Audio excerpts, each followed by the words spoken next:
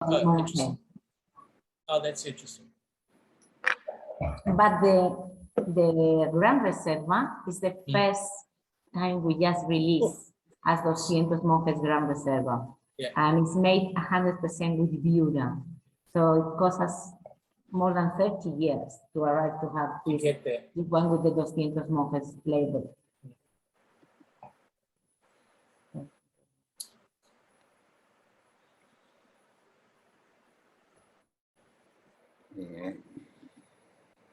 You good to go, Rob? Yeah. So welcome so much, Miriam. Thank you so much for joining us at lunchtime in Spain, which I know is a very special time for everybody. So I appreciate you taking some time off to talk to us tonight. I'm going to hand over to you to walk us through the presentation. Guys, try to have all three of your whites in front of you now while we walk through them with Miriam, but over to you from here, Miriam.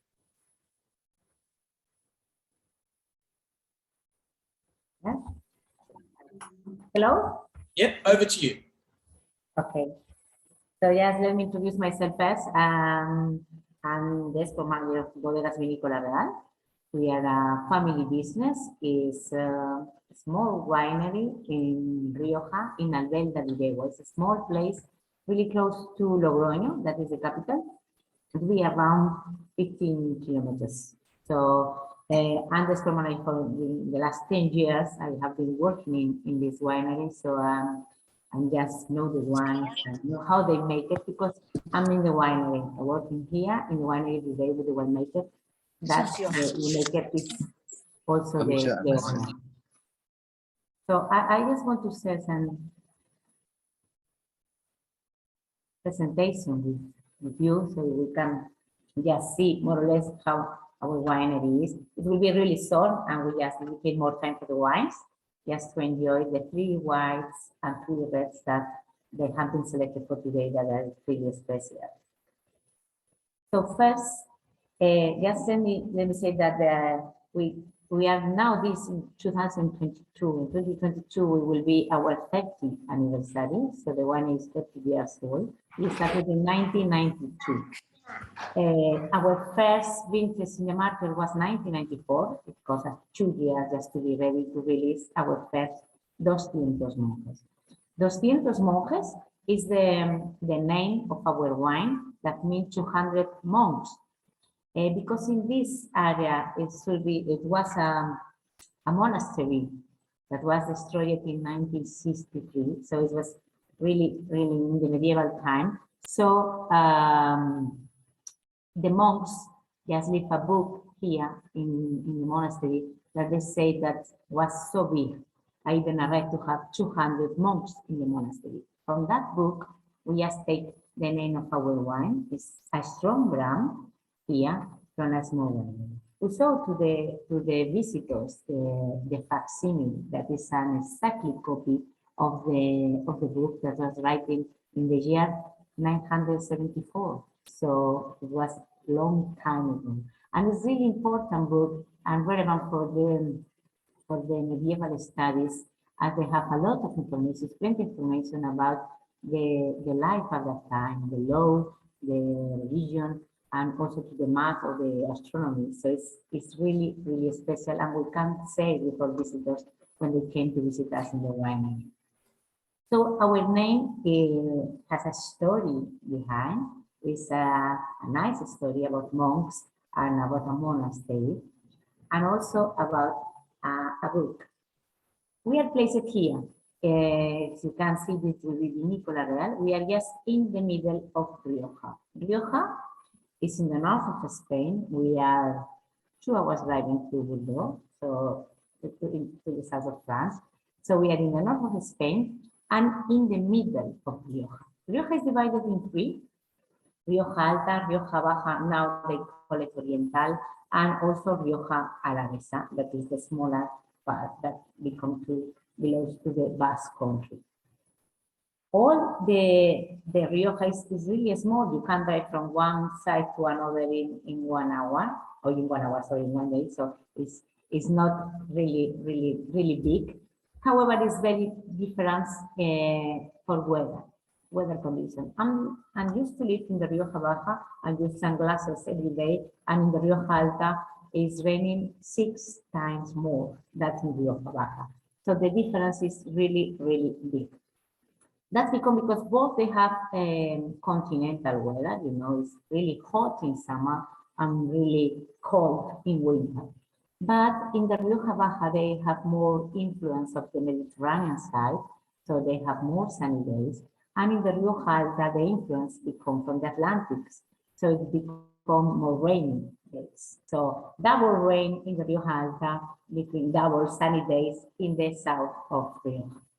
But understand me, I'm living in Rioja Baja, I'm working in Rioja Alta, so I drive every day 45 minutes to one place to another. So it's not a big distance. Our vineyards is where everything starts. All big wines, all good wines starts in our vineyards. Our vineyards are close to our place, some of them, and another are in far away. We are around 45 minutes driving from here, in the highest places in Rioja. We collect everything by hand, and we just try to be sure that the grapes are in the best conditions to the winery. So we don't need to have a big production, as we are a small winery, and we just prefer to have the highest quality in possible. You can see this. This is our vineyard. It looks like a John because it's quite small, but it's more, it's around now 35 years old. So it's not, and it's a valley. We're in a valley that we call it Viña Los Valles for that place. And this valley is 695 meters altitude. So above the sea level, so it's really high because we are looking to find this acidity, the good acidity that keep our wines to be really longer. We try to produce long wines to be kept for really long time in the cellar. And as you can see for the vintages we are going to taste today, that they are really old, all of them, and our current vintages. So that means that we just try to produce wines to be kept for long and to be ready and good for really long time. In our valley, we just work with a sustainable growth. It's adapted to our orography. You can see that the soils are really poor. Even in the picture, we just can transmit this poor. It's clay and it's not a rich terroir. But we are not looking for high production. We are going to looking for high quality. So our production is really low because of the poor of the soil. We are not making any irrigation, and we work on organic basis. So that means we are not using any chemical products, and we are using everything as our grandfather did. So it's the same way to working as in the past. We try to work with all vines, but we are not caring about the high yields. We are looking for the low lights and the fruit. How we are making our wines? We use the oak in almost all our wines. We will taste today 3 wines, and all 3 we are using with oak. So even the young ones, the 2017 is aging out for at least 4 to 6 months, depends on vintage. We work with new French and American oak for all the wines, but we started production in a big tanks for the reds. It's a Allier oak, and it's 25,000 liters. So we have the grapes in contact with oak from the beginning for whites and for reds. Whites, we started production in a smaller tanks of 225 liters, but for the rest, and they make it in bigger. And we just work every grape variety separate. So we just elaborate Viura, Tempranillo, or whatever, in a separate way, just to try to produce the best blend at the end of the year. So As we have very long wines, we need to keep it for really long time in the winery. So we just keep this kind of racks just to have the wine with us for really, really long time. And we just release to the market in the best time, in the moment that more drinkable. So we can taste wines today from 2017 to 2008. So we went back to 2005 even for rest. So we are going to be really far away, almost nearly to the beginning of the winery. So still selling wines that we produced when we started with this business in 1994. So current 1994 is also available in our winery, and 1999 and many special vintages. So we produce it every year, the wines. For the red, for 200 Monges, that is the flagship of our winery, 200 Monges Reserva. We produce it every year around 70,000 bottles, 100,000 bottles every year. But depends on the quality of the vintage, we produce more or less. That's the only thing that we decide. But for the other ones, there need to be the better options in the vintage just to produce it. So regarding Gran Reserva, we taste today at 2005 that we have around 9,000 bottles, but the next vintage, 2006, it will be only 3,000 bottles. So we need to reduce the quantities just to keep the same quality. We try to look that every single bottle of 200 Monges remains 200 Monges, as you can see. That is a small difference for the weather or the vintage or the quality of the vintage, but no big difference that cannot make it recognized. You need to recognize the wine every vintage. 200 Monges started in the 1992, and you know it was the time in the 90s when in Rioja there were two styles of wines.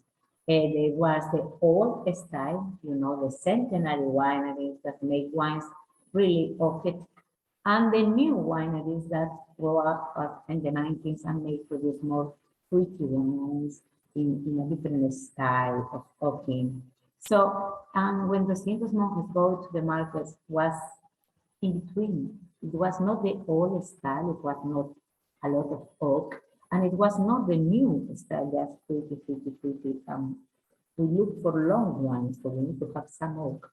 So we find that we were in between, not the old style, not the new style, and maybe it was that's the reason that becomes our brand really strong in the domestic market. We are a small winery, and even here in Spain, people think that we are a centenary winery because the brand is so recognized. In Spain, we are in the best restaurants, in Michelin star restaurants, in top restaurants, you can find our wines, even in the degustation menu. So, because we produce wines very gastronomic, not only for the reds, also with the whites. And I'm here just to say with you that we are from Rioja, that is a special land for red, very famous for red wines, and we have 3 special wines. I want you to discover today that the wines from Rioja are something really special. We are very specialized now in this kind of wines because it's not easy to find this kind of wines in our area, more focused on the rest. And you need to move to France, to Burgundy, or to find this kind of style of wines. And in the last time that we started working to become this specialized in wines is because we have been working for 30 years to release this kind of wines. At the beginning, we were selling only these 200 Monges, the red, the Reserva, and the family around started with Gran Reserva, special edition, but always in red. And the first white, it will be the first white we are going to taste today, that is Cueva del Monge. We find that was fantastic, but not good enough to be 200 monjes. So we just released it as Cueva del Monge, like the small monk. And it cost us 30 years to release to the market the Reserva, the Gran Reserva, and especially edition in white under the brand name of 200 monjes. So now we are sure that our wines can be paid with the quality of our reds. So we are happy just to share with our name 200 monjes and make a lot of studies to arrive to these white wines, because was not for the time, was more for the great varieties to grow enough to produce this kind of wines. So we can start with the first. I don't want to talk too much about the wine with me, but if anyone wants to ask any questions, I'm here to answer everything. The first white I have here. That's our wine number one. Number one, yeah. That is Cueva del Monge, the cave of the monk. We call it cave of the monk because it's our winery is full of caves. We are in a mountain and we are just inside the mountain. So we have almost 100 kilometers of caves, but we don't need to walk any steps down because it's in the same level, but we just go inside the mountain. So it's a fantastic experience if you want to visit us, because it's something totally different. This, the Cave of the Monk, is the first white we start producing, and it's made with Viura, almost 70%, and just Malvasia, white granat, and just to find a blend that be adapted to the blend. This fermented enough. We produce it. We fermented started the production in a big tank of inox. And when all the lot start fermentation, when fermentation begins, we just move it to a small barrels of 225 liters, and we just fill it, all the barrels together, just to find a full lot of same quality wine. So we just arrive to the moment that all the wine starts fermentation at the same time. We put it in a small barrels of 225 liters to continue with fermentation, and we keep it in that kind of barrels for at least 4 to 6 months, just with the leaves, just to try to find this cream. What's quite interesting about it is you've jam-packed a huge amount of flavor into the glass. And one of the things I really like about it is the sort of fattiness in the mid-palate, which I found quite surprising. It gives a great counterpoint to it. It's fantastic. Yeah? Yeah. The other thing that I really like is the herbs. It's got this stream of herb influence, lemongrass. Very much for me tonight, leaning into the lemon citric spectrum. It's delicious. And it's quite impressive value at 39 Sing a bottle. This wine, when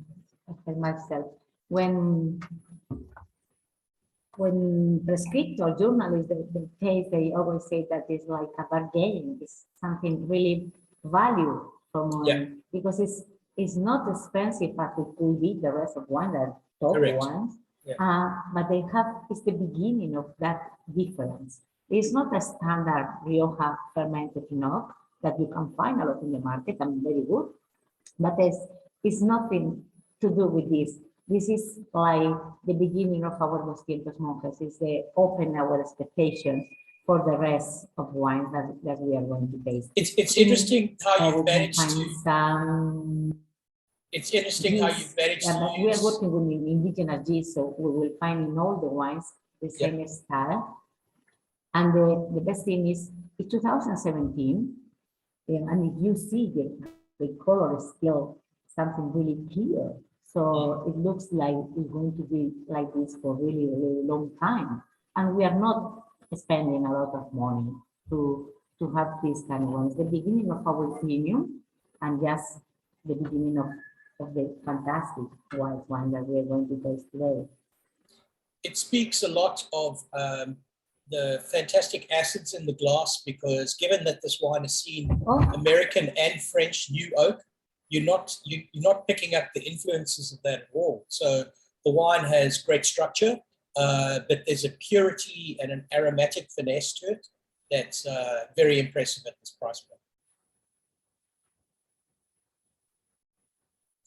Maybe, Miriam, we can move on to the second white now.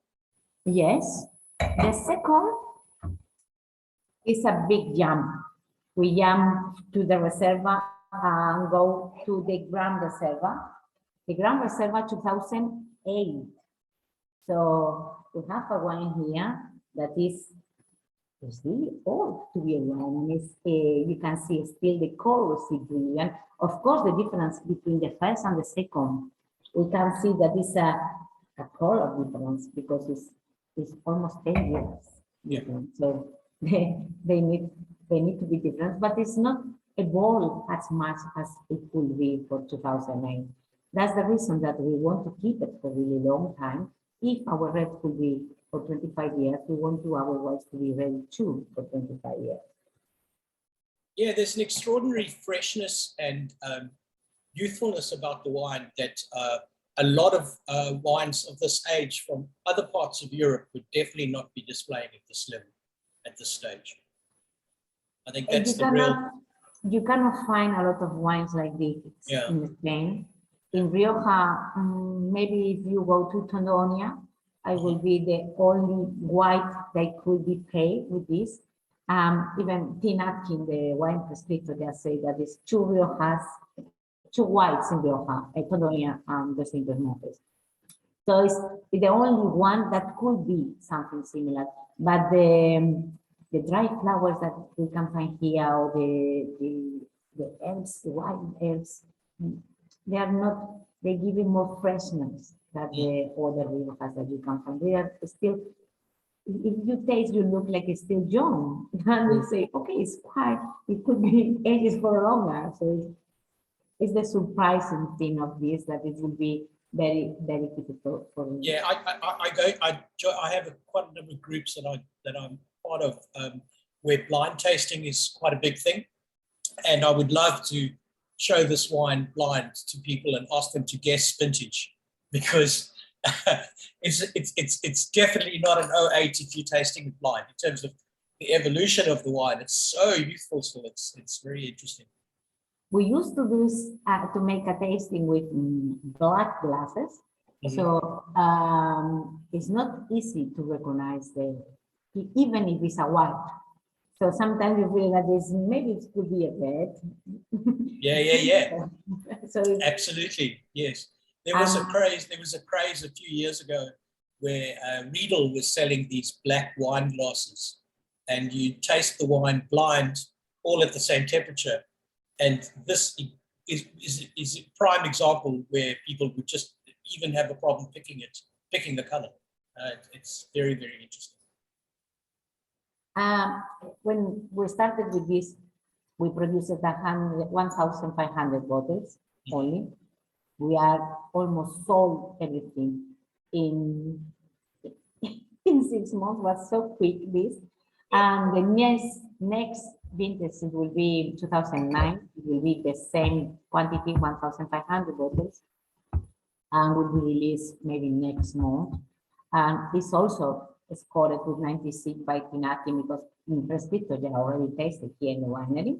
Yeah. But it's the surprise for this is the Canter magazine make a special report in February about Rioja whites, and just selected 20, the best 20 whites from Rioja, and 2 of the 20 were Dos Vientos Monges, Reserva and Gran Reserva. So it's not that I'm selling and I try to sell and I explain about my wines, that is other people telling the same about our wines.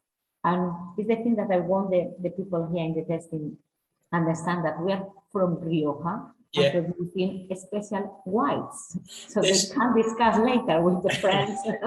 There's a lot of questions in the chat box about the cellaring potential of the euro. And what is your experience with that in terms of? We started producing for many years from the beginning, 1994. So it's the oldest. 30 years is the maximum that we have experience for the rest, and for whites, to 27 years.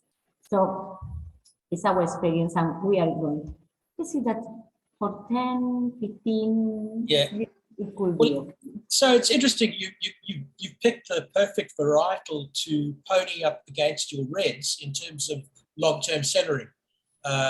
When you first said earlier in the presentation that you were building whites to stand alongside your reds in terms of ageability, I thought, yeah, that'll be interesting, but now I get it.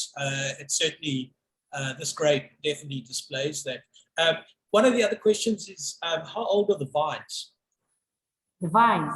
Yeah. We have vines from 105, of the Vieira vines. 105 years, right. And the youngest that we just planted 5 years ago. Okay. For this kind of wines, we always use the oldest. That's the reason that it took us 30 years to release those Monges whites, because the grape varieties were older than the whites that we already planted. Now we have vines with 30, 35 years old for whites. That's the reason that we can produce this kind of whites. Right. Derek, are you asking are you getting oxidative notes? Because I'm definitely not. No, No. For those, we produce an oxidated white, but we only sell in Norway. So right, okay. So Derek, they are not on our standard portfolio. Okay, because Derek was asking, does Vieira show an oxidation over time, or is it quite hardy against that kind of characteristic? I think we produce is micro oxidation because we just keep it for a really long time in barrels. Right. But most of the time we keep it in tanks, in inox tanks, just the canting. Right. For 1-2 years, they could be in a tank, the canting. Slowly, in a weather condition, we have in the winery same weather condition in summer and winter because we are inside a mountain. So the wine are there sleeping. It's not evolved. So they are quite sleeping and just the can. And in bottle, we really believe that the time in bottle is the most important for the wine. So never release to the market, even with Cueva del Monge, with at least 1 year in a bottle in our racks. And then we release it as to be round and to be, that need to breathe, but it will be totally round. Yeah. Lou made an interesting comment about how he would have picked this as a Chardonnay in a blind. And that's an interesting segue to the third white wine, Miriam, which I could have sworn was Chardonnay on the nose. The nose for me was so classically Chardonnay, but I'm interested. The third wine. Yeah, so let's have a look at that now. The third is 200 Monges Special Edition. This, we started to produce 4,000 bottles, 5,000 in the previous vintage, but this is it look more toast. Is the blend of the wine is similar to the first, that is Vieira with Malvasia, White Garnacha, with all the different grapes. It's a blend, not 100% Vieira the second, but for this one we can find more the toast of the oak. We use this Reserva for longer, and you can feel it that it's totally different elaboration for the wine. Also creamy, for all are really creamy wines are gastronomic. They are wines not to drink on the beach. Yes, they need some food. It's a little too expensive to drink on the beach, I guess. You never know. Yeah. But I'm thinking a lot of the white game in Spain, so quail and dove, pigeon, sorry, not dove, all those kind of gamey fowl would be amazing with these two wines. In 2009, 200 Monges, the special edition, it was the first time we started calling 200 Monges to a wine. Right. Later, we just released the Reserva and the Gran Reserva. So But the meaning of the Selección Especial, is that the just- meaning, yeah? the meaning of Selección Especial is related to that you selected the best to release a small quantity as a one brand. Okay. So from our production of white, we just select the best to release. And the rest become in an elaboration standard of Reserva, Gran Reserva. This is a Reserva, but it could not be Reserva because it's something special, something that you select small quantities. In any case, for the Gran Reserva, we have also small quantities. And the only wine that we have quantity enough to produce is the 200 Monges white Reserva. Right. It will be the only one that we can produce more. And the fact that this one only has 70% Euro, is that going to change the cellaring profile of the wine? I don't understand what you mean. You have 70% Euro in the Selección Especial, and the Gran Reserva was 100% Euro. So this blended style, does it have a different cellaring profile? Will it cellar for a different period of time? Yes, yes. The blend, we make the blends at the end because all the elaboration we just produced every variety separate. But for the Gran Reserva, is the first time we just released a white with 100 Euro. Right, got it. Okay. With the Reserva is 90 Euro, Terma Vacía. The Gran Reserva is 100 Euro. And the special edition, yes, is more related to the original 200 Monges idea that was to produce a blend. Got it. James, I think Miriam's answered your question, right? So they stick to the notion of with the Gran Reserva being 100% Euro always, and then just tasting the harvest year in and year out in terms of making a decision on the Selección Especial. Okay. All right, let's move on to the red, shall we?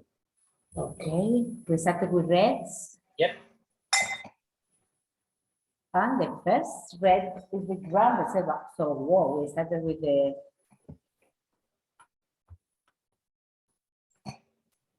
Right. I guess. Okay. So you when we select the order of the wines like this. Sorry, what's that?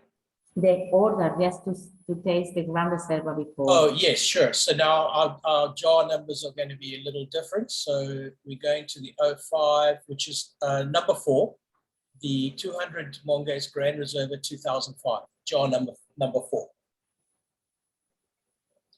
2005 is the Yep. Gran Reserva. Yep. Okay, our Gran Reserva is the flagship is the Reserva, and the Gran Reserva is one of our most special wines in the red style. As is same blend as the Reserva is 85% Tempranillo. We added a few of Graffiano and a bit of Garnacha. At the beginning of the winery, the 5% Garnacha was Mazuelo. Just changed the blend in 1999. I think it was the vintage we just changed the Mazuelo for Garnacha. Yes, depends of the varieties that we have, but it's keeping the same style from the beginning. 2005 was an excellent vintage in Rioja, as the 2004, 2001, 4, and 5. And then we need to wait till 10 to have another excellent vintage. But doesn't mean that we only produce in the excellent vintage. The only thing that we can produce more when the excellent vintage is coming, as in this case is 9,000 bottles, and the next 2006 is only 3,000. So the wine will be really similar, but the quantities will be really, really different. 200 Monges Gran Reserva is very complex, and it's not an everyday wine. It's a wine for occasion, but it's not only that to say no, it's expensive. That you no, you need to understand a bit what wines to enjoy it properly, as it's a really complex. The red prints become dark. It's really plums and the structure. The structure is fantastic. The big win for me at the front of the palate is that the velvetiness. It definitely has a soft unctuousness about the front of the mouth, and I think that over time that's probably going to extend further and further towards the back palate. It's still a baby, that's for sure. We use, for the Gran Reserva, we use for the last years the same plots to produce it. It's a 7 hectares that is really close to the one. The one we saw the picture, this is 195 meters altitude, and it's giving the acidity, enough acidity that to be able for longer. That for this one we just giving 25 years. That it will be for sure it will be okay if we just keep it in right condition, of course. But we opened it in 1994, yeah, yesterday in a tasting with journalists in Madrid. If you saw on Instagram, the testing was on the bottles with 1994, 96, and 99, and it was incredible. The one is still alive, still wet. The good thing, the best thing for my wines is that always people is surprising about the color. I say, oh, how could it be 2005? We are in 2022, and it's older than my daughter. Well, you know, so often clients write to me and ask for recommendations for their children's birth years, and I always have a hard time when it's 2017 or 2007. But when it comes to Spanish wines, it's a lot easier. Sorry, when talking in context of Bordeaux, but when it comes to Spanish wines, it's often a lot easier to make recommendations for the trickier years. Just this fantastic quality. So it's still red and it's still alive. So you feel it that it could be aged for longer. Yeah, and, for sure. And you feel it in your nose, and you feel it when you taste and something. That's terrific. Which one do you want to taste next? The 2011, or do you want to go to the 6? Okay, for me it was before to taste first the 2011. Okay, guys, that's jar number 6. Go to number 6, no? Yeah, that's because this is the flagship of our winery. That's the style we are looking for, vintage after vintage. And vintage after vintage, they have high scores. It's not only this 2011, the 2012 that is already now coming to the market. And I think it's higher scored in the country, 95. So they have even better scored and was not an excellent vintage. The only thing that changed that we have 2,000 or 3,000 less, bottle less, around 21,000. So is the thing that we are producing 200 Monges every vintage since 1994, trying to be making the same style of wine easy to recognize. And when people ask for our customers, we say always they will have fans, because it's people that like the style. It's not the modern, it's not the classical, but it's something 200 Monges. So you can recognize, you can understand about the thing. And if we are in many places, it's because in Spain it's very, very strong brand, and you can find in top restaurants, and you can even for the king, the King Philip is a fan of this wine, because his mother was our best customer, Reina. Oh, really? The best customer in our winery. In 1995 vintage, we make all the presents for the royal house, and we were present all dinners. So with that vintage, no, not yet. With that vintage, so it was for us was like surprising. It was our second interest in the market and become like explosion. And you know how these things work. I saw the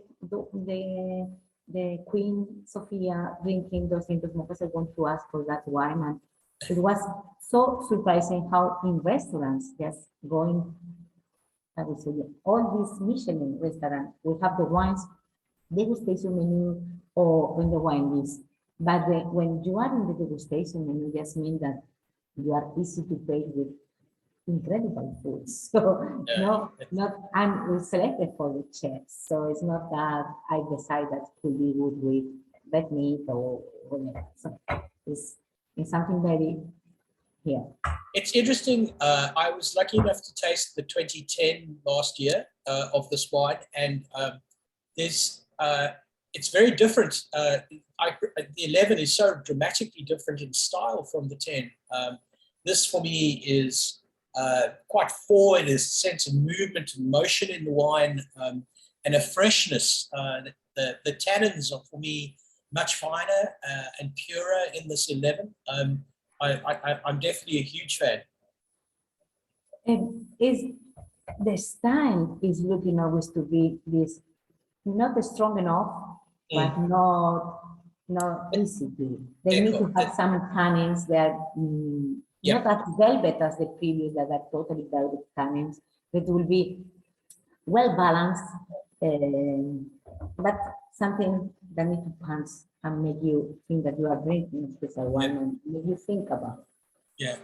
No, there's a wonderful, it's interesting for me, last year I spent quite a lot of time in the wine retail outlets in Barcelona. It's kind of where I like to hang.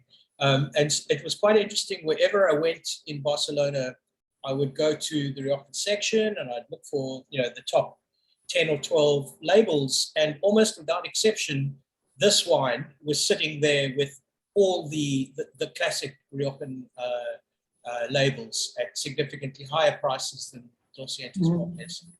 So it seems to be that the retail trade has recognized the importance of this particular wine and its presence, but thankfully it's not tracking the same price points of the very, very high-end Riojan wines. It's has a very special value, I believe, relative to the quality that it's delivered.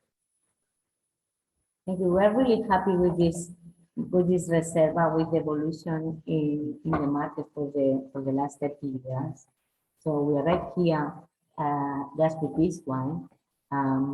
We are now almost in 41 countries. So with the small quantities, as still selling most in Spain, as where we are strong. Yeah. But we are all around the world. You can find now almost around the world just looking for special places just to arrive to a special customer that can find the 200 Monges in the place. Really extraordinary. Okay, let's look at jar number 5. Like a game show host here. The last. So the Reserva Espáciale 6. And as we can see, it would be something totally different. Yeah, Tempranillo. From the beginning. That is 100% Tempranillo and 100% French oak. So the first is, that's the reason we decide to call it a special edition, and we decide to put the different kind of label. We started with this wine in vintage 2004. So it was like a 10th anniversary from 1994 to 2004. And we just decided to release to the market a special 200 Monges. And we selected the best Tempranillo and the best French barrels, and we just released it as 100 French, 100 Tempranillo. And was that difference to the 200 Monges standard Reserva that we just decided to change the label to avoid any confusion within the market. So it was a special edition, 12,000 bottles, 2004, our first. I think it was scored by Robert Parker with 97, something like that. Was like, wow. We selected so quick, and we just moved it to 2005, maybe 2006, and we are just now it's one of our wines in the portfolio, but at the beginning we just released to make something anniversary wine, and that's all. But the market was open to have this kind of wine. What people was thinking, okay, it's not 200 Monges, it's not the same, but making sense to drink it, and we just incorporate to our portfolio as a different wine. So we have the Reserva, the Gran Reserva, and the Espáciale edition. Now 2006. It's so cool going from the previous two reds to this one, because Tempranillo has such a different story to tell. But what's impressive here as well is that it's by no means your everyday Tempranillo from Rioja. There's this this feeling of freshness seems to parlay through all your wines, and it is here as well. And as Sam points out, sort of miso kind of notes to the nose, which is really quite far away from the other two reds in terms of the sort of phenolics that it's delivering. But I guess that's to be expected. Yeah, this is more the balsamic, the fruity style, is softer, but missing the punch of the 200 Monges, that is something that gives you, but it's making something different, more is elegant, is soft, and is so. Yeah, you're right. There's a in certainly wine number 6, the 2011. There's a sort of flair, an exhibitionism about the wine. It's jumping out of the glass, whereas this is definitely more structured from an architecturally structured. But it's not only because of the different age of time, because this is 2006, 2011. It was the idea to make something more relaxed, more relaxed. It could be the word, just to make it more calm. That the 200 Monges is really alive, structure, and make the punch of. That's the reason we just changed totally the label, as was something that we need to explain. Yeah, it makes sense. Yeah, but it's not the same. That was great. It just to make the celebration of the 10th anniversary in 2004. That was also 94, 2004, excellent vintage. So we just decided to do something, make something special, and we just create a new wine that will be in our portfolio almost forever. Super interesting. Thank you for that. Can we get out of the presentation? Do you have any more slides you want to show us? I'll just maybe some questions from everybody. No, I just made. Oh, okay. That's Miguel, the owner, Miguel. Yeah. and the winemaker, looking after the wines, and just selecting bottles to open. And that's all.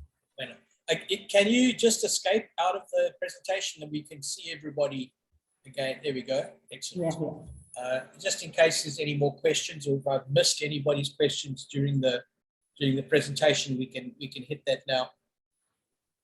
There was one question from Derek. He was asking about, just to clarify a question he was asking earlier, Spanish whites in general, Derek saying over time get this oxidative thing. And what he was pointing out was that the Viura is just so much fresher.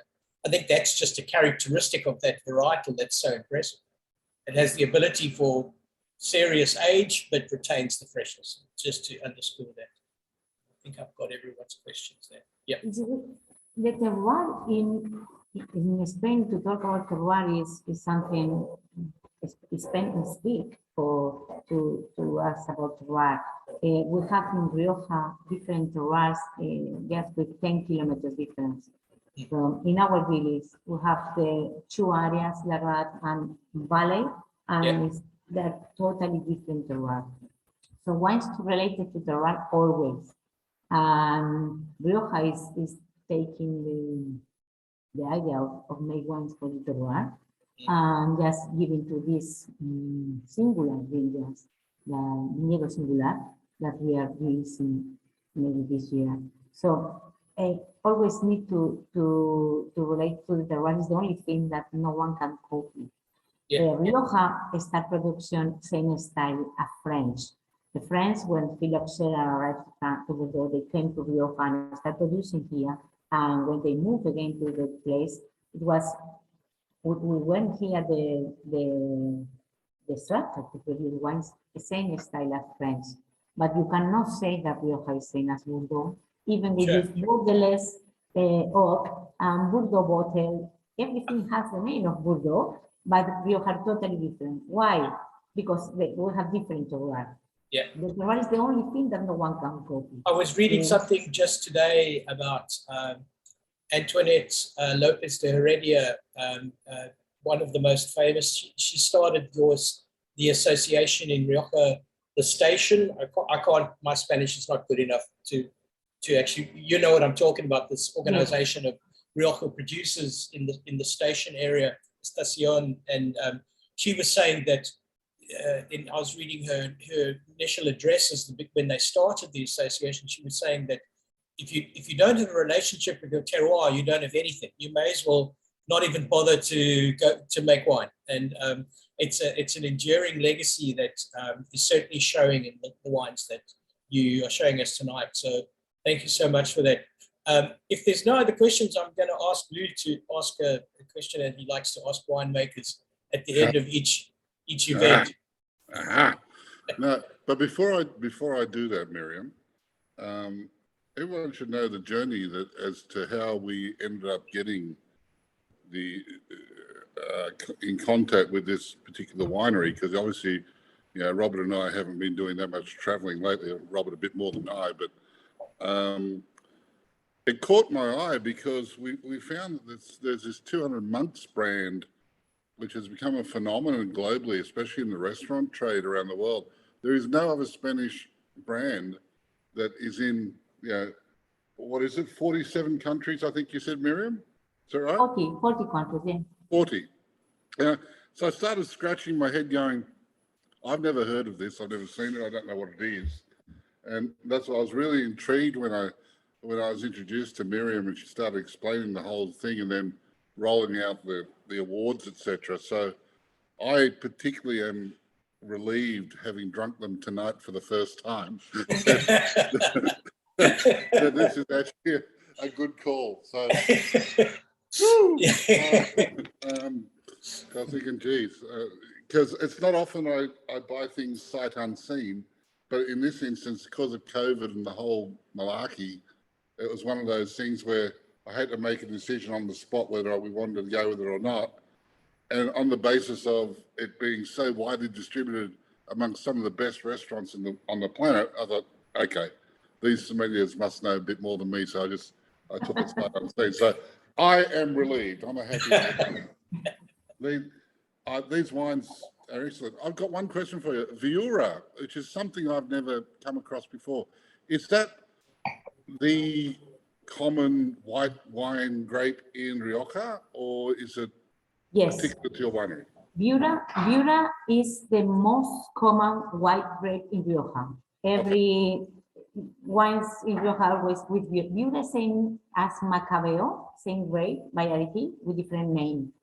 Macabeo that we use for cavas in Catalonia and other places, but it's same. And Viura is the oldest that we use it here. Okay, and I will admit that in a blind tasting, I would have picked it as a Chardonnay. I really would have, because I'm a bit stupid. But what's its closest relative as a grape? Is it close? What, in terms of relation, what's its closest relative as a grape? Is it Riesling? It's not Riesling. To me, it's a Chardonnay something, but it's unique. I cannot pay it. It's an indigenous from Rioja, the Viura. Even many people don't like Viura. Say, no, I don't like Viura because if it's young grape, I mean a young wine, Viura is difficult. It's very honest, but doesn't smell. It's so plain. It's not like Sauvignon that comes a lot of flowers, or like Chardonnay that is fruity style. It doesn't give you any sense in your nose, but it's very good to be aged. It's a fantastic white grape to put in oak, and if you age it properly with the oak, is multiply the sense and the taste is fantastic from the beginning. But you know, if you bring a glass of white and doesn't smell nice, you even don't taste.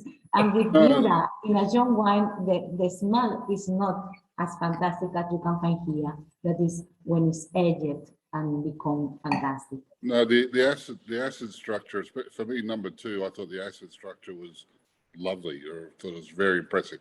Anyway, we will let you go. I have one question that I ask all our guests, and that is, when no one's watching and you're relaxed, what wine do you like drinking? When of those seeds? No. Other producers. Other producers. We know you like this stuff. You have to, we get that. But when no one's looking and they're not being judgy, which Robert always is. But it depends. Normally, I drink a lot of different wines. Not only my wines. I drink a lot of wines. But it depends of with who we are sharing. And if it's Friday, I'm tired and I drink some pizza. I can't drink anything. But if it's a planet, maybe I always go to France and just some Bordeaux.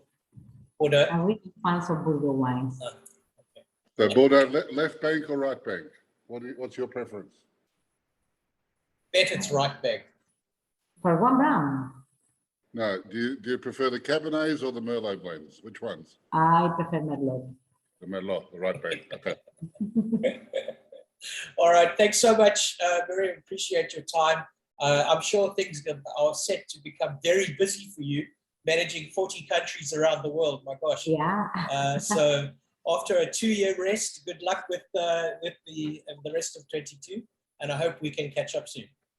Thank you so much to introduce our wines in Singapore. Thank you so much to make this kind of testings, even if it's online and we cannot share. Yeah, that's great. Hope to see you soon. Yeah, and of course. The wine probably with the dinner. All right. Thank you. Muchas gracias. Adios. It's a pleasure. Bye-bye. Okay. Good night. Thanks, everybody. We'll catch up soon. We've got Castellare next Thursday night. It's sold out, unfortunately, so I can't sell any more seats. And I'm going to miss it. I'll be. Yeah. It'll be Di and me online, flying the flag. Bloody hell, I'm the one who's the mate of Alessandro, and you guys get to drink all his wine. All right. Not to worry. It'll be good. It should be good. Should be good. Take it easy. Good night. Bye-bye. Bye, everyone. Ciao.